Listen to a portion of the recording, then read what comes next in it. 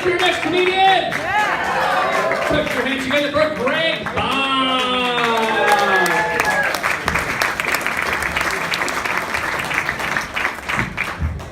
Thank you so much for coming out, everyone. Give it up for yourselves for being here. Wonderful. My name is Greg Bach. I live here in Milwaukee. I live in the neighborhood of Bayview, which is, yep, okay, cool, thank you. No, not anymore. If you're not from here, it's a hipster neighborhood, which makes sense. I'm wearing orthopedic Jordans, and I have way too many buttons on my denim jacket, and I'm almost 41, so it makes sense I live in Bayview. That's right, I turned 41 in less than a month. That's pretty cool. Once again, thank you. There's no excitement for achievement today. I turned 41. It's interesting, in my 40th year, I had to do some change in my life. I did some change in my life. Like right now, my diet consists mainly of sparkling water, tennis podcasts, and trying to figure out why my ankle started hurting right now.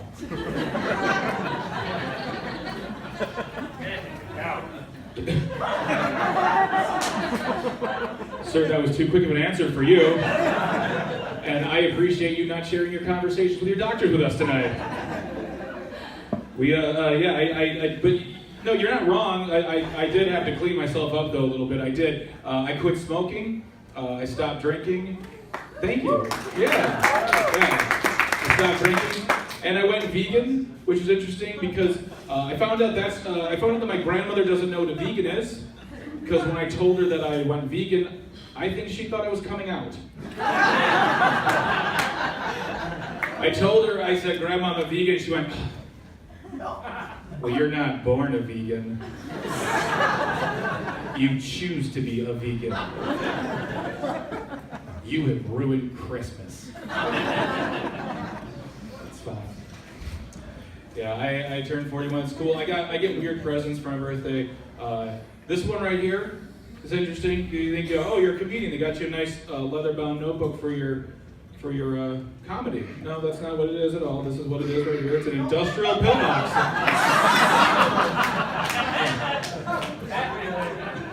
The rainbow thing is just a coincidence, according to my grandma.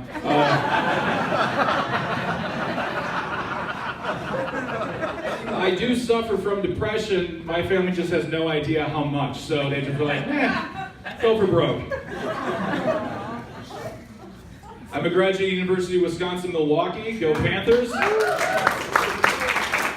have a degree in political science and law studies with an emphasis in American politics. I'm also a member of Pi Sigma Alpha, which is the National Honor Society of Political Science Students, which means I did not have sex until I was nearly 23 years old. But I can name all the presidents in sequential order. Some of you might not believe me, so I will challenge you. Give me number 245 and I will tell you who the president was. Go ahead. 23. What was that? 23. 23? White guy. All right, so...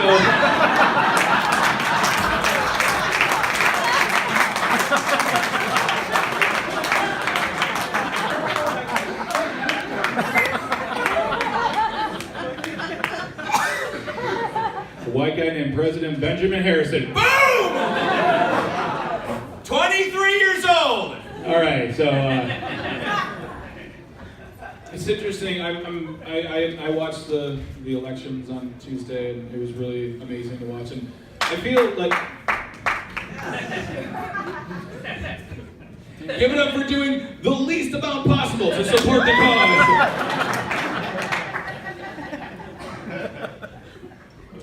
Now, I watched it, and I want to believe things are getting better. I do, and I think they are. I think that, whether it's the blue wave or whatever you want to call it, I think this is the ramping up of something I think is very special. It's true. It very much is. And the thing is that I felt like there was something big on the horizon in 2013, because that's when a Super Bowl ad by the Cheerios company came out featuring a multiracial child speaking to her mother about life. And it was nothing, it was just, it was a little girl and a mom, and then they showed the dad, and the parents were two different colors. And America lost their fucking mind over a cereal commercial. They said things like, "That is disgusting. That is un-American. That is, we cannot handle such things in this country. No, you know what? No, you know what's disgusting? Okay, here's the thing. I'm 41 years old. Anyone around my age knows what's disgusting is that when I was a kid and I'd see a commercial for baby diapers, I was gonna see a naked baby on television. That's disgusting. When I was a kid, there was a commercial for a salsa company where a man brought a salsa from a big city and they killed him for it.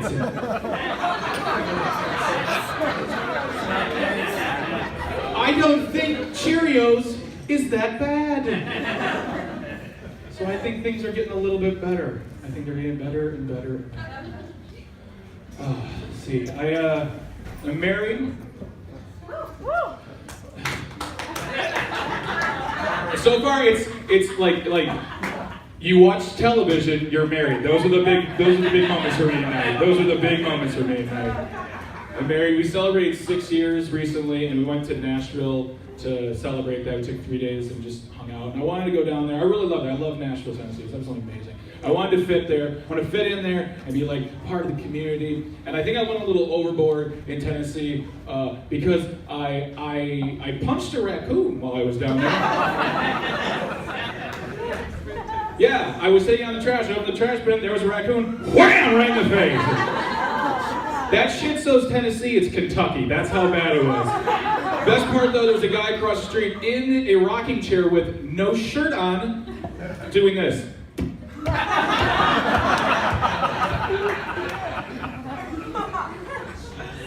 His name is Wayne, and we're best friends now.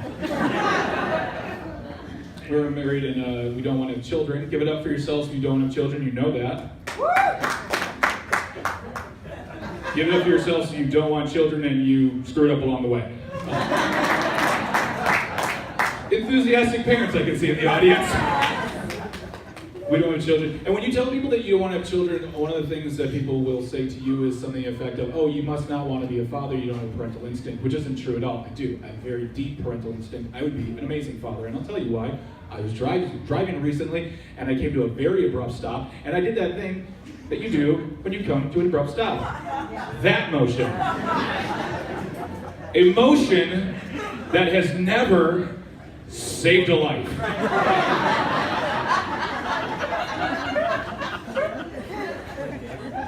I'm pretty sure if you actually got into a car accident, you would be like, oh no, okay, I'm just gonna die. I'm just gonna die. I don't wanna hurt myself. No, I did that, came to an abrupt stop, and that bag of Taco Bell was safe. So, I'd be a great father. It's interesting though, like when you get advice from parents, just little pieces of like insights on what it's like to be a parent. You know, we'll hear things like it's very tough, it's a lot of work, you put a lot of yourself into it, you put everything before yourself, and that's important, and I hear that a lot. The best advice I ever got was from my friend Nick, who walked up to me in my backyard and just came up at light speed and went, Greg, all right. You know I love my children. You know this. But if I had to do it over again, I can't say that I would. Do you have any cocaine?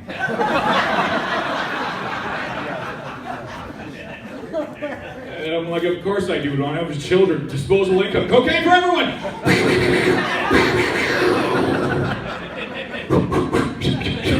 Second number for finger pistols. All right, so I'll leave with this. Clap your hands if you're from a family.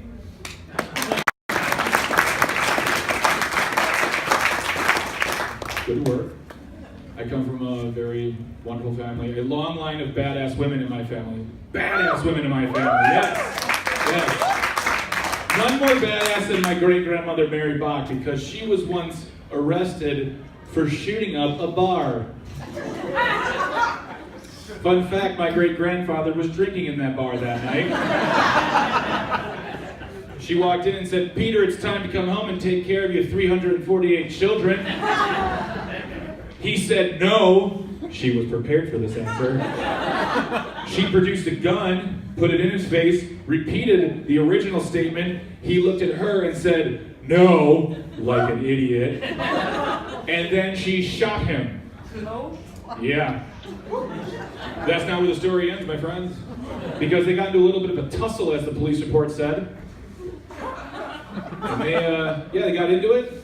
They wrestled around. He got the gun away from her and shot her right back. Yeah. I want to know, where's my Ancestry.com commercial?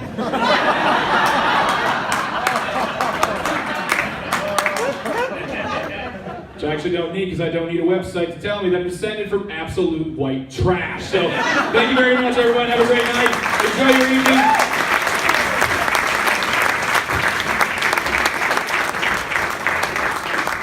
Give it up for Greg Bach, everybody.